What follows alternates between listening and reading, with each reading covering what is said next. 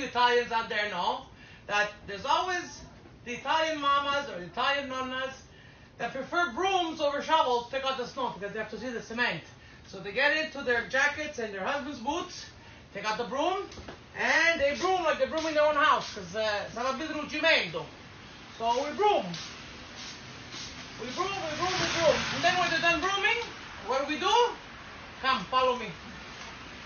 When we're done brooming, you know what we do? Come, follow. When we're done brooming, we use the same broom to take the snow off the car. Look at that. It's better than the ones they sell at the store because it's long. Look, see that? It's got a double use, triple use.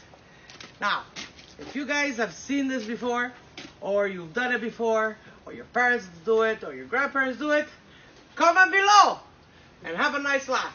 Ci vediamo presto. Salutamu.